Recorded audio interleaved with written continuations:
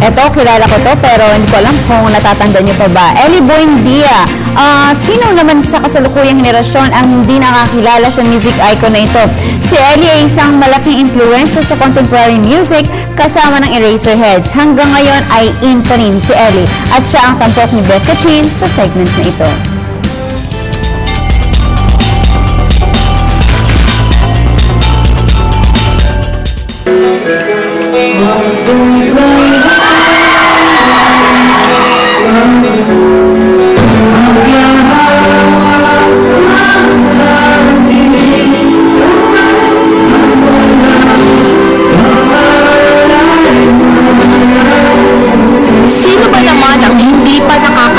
Sa mga awiting ito, sino ba ang hindi nakakakilala sa Eraserheads?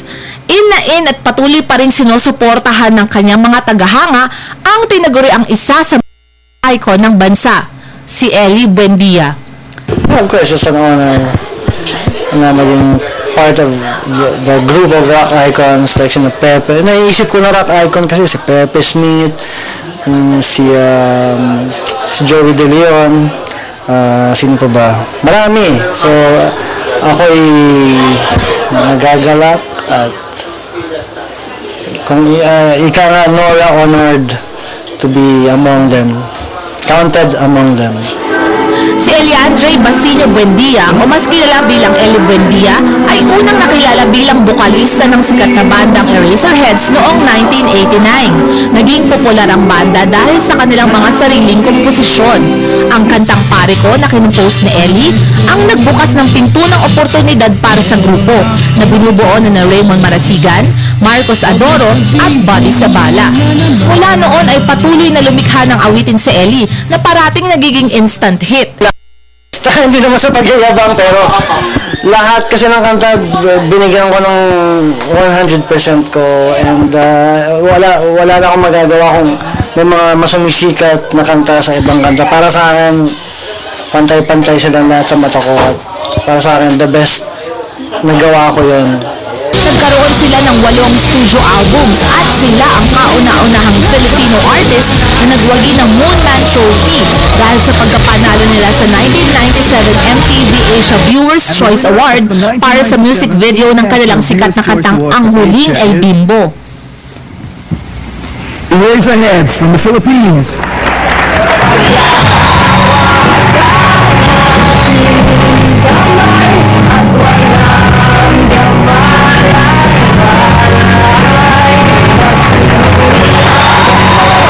Tumagal ng 10 taon ang Eraserheads. Matapos magkawatak-watak ay nagkanya-kanyang grupo na sila.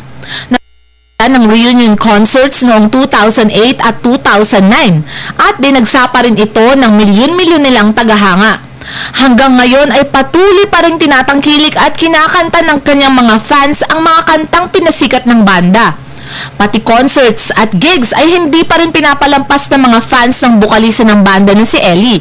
At isa na nga ang concert na ito na ginanap sa Music Museum na 3 linggo bago pa man ang concert ay sold out na ang tickets. Patunay lamang na klasiko at icon na nga si Ellie.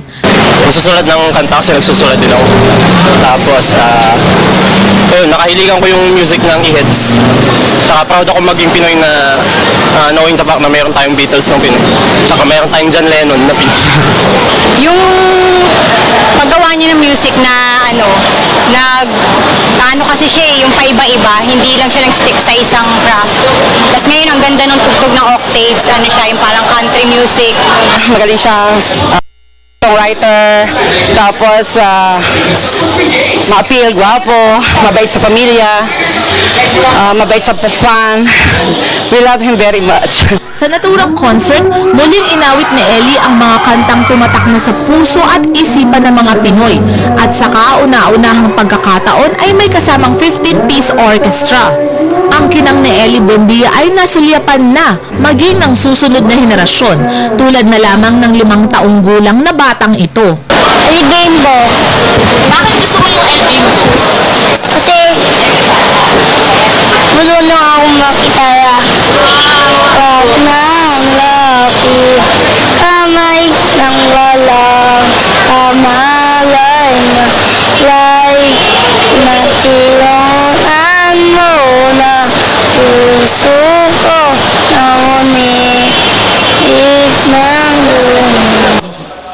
touch nga. It's nice to be able to inspire a young person like that. Mahikang ang maituturing ang katangian ni Ellie Buendia. Sila rin yung nag-angat ulit ng Filipino bands noong 90s, like early 90s. Sila ulit yung talagang nagbigay sa Filipino bands na tara, kaya natin to ulit. So, it's a good, it's a, and Eraserheads is sa mga pioneer yan ng alternative Pinoy rock.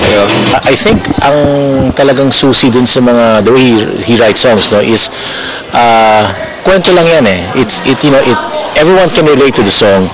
Parang nakikwento lang. But at the same time, when you look at the lyrics, you listen to the music, pag naman kanta, it grows on you. Tapos, ay oo nga, it's everyday experiences. Naging inspirasyon rin si Ellie ng kanyang kapatid na si Domino, na ngayon ay may sarili na ring album. Kasi yung mga kanta niya talaga galing sa sa puso, yun talaga yun. Tapos parang sumusulat siya ng mga kanta para sa atin lang. Sobrang relatable ng mga songs niya. So, kaya parang walang kupas eh. Hanggang ngayon talagang, parang every generation ma-appreciate talaga yung music niya. Si Ellie Buendia, isang magaling na songwriter at mga awit. Tunay ngang hindi kailanman malilimutan ang malaking kontribusyon niya sa larangan ng sining at musika. In ka na ba? Ako in. Na. Para sa Telebisyon ng Bayan, Elizabeth Gatchin.